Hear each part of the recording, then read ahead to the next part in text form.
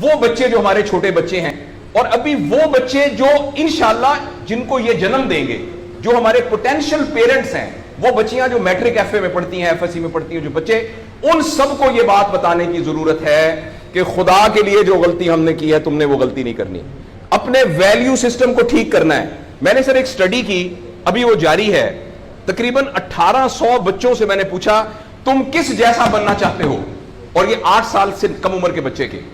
آپ یقین کریں بچوں نے جو کہا وہ یہ کہا میں میسی کی طرح بننا چاہتا ہوں جو فٹ بالر ہے, کسی نے کہا میں عاطف اسلم کی طرح بننا چاہتا ہوں, کسی نے انڈیا کے اداروں کا نام لیا, کسی نے نہیں کہا میں ابو بکر کی طرح بننا چاہتا ہوں, کسی نے نہیں کہا میں حضرت علی کی طرح بننا چاہتا ہوں, کسی نے نہیں کہا میں قائد اعظم کی طرح بننا چاہتا ہوں, کسی نے نہیں کہا میں عبدالستار ریدی کی طرح بننا چاہتا ہوں.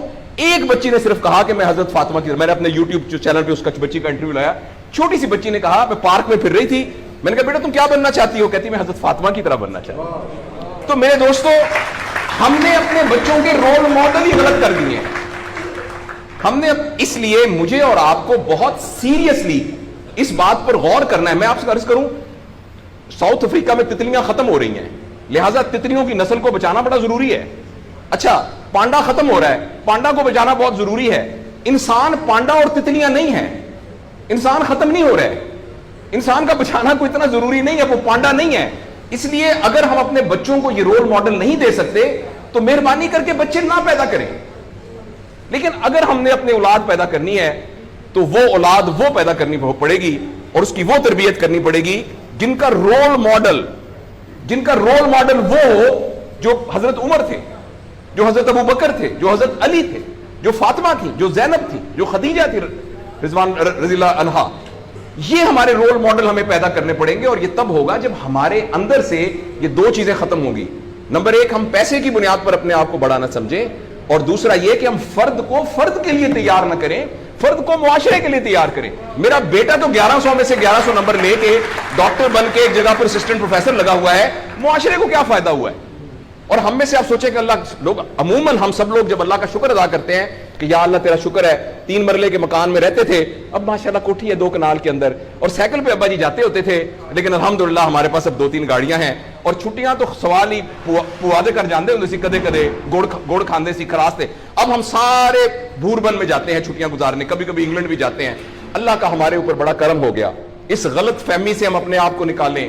اللہ کا کرم یہ ہے کہ میری وجہ سے, جیسے انہوں نے ویڈیو دکھائی ہے کہ ہمارے یہاں کوئی بلڈ کا کچھ نہیں ہوتا تھا, شکر ہے میری وجہ سے یہ بلڈ والا کام شروع ہو گیا. میں ڈاکٹر ہوں, یہ والی سروس یہاں موجود نہیں تھی, اللہ کا شکر ہے کہ یہ والی سروس اب یہاں موجود ہو گئی ہے.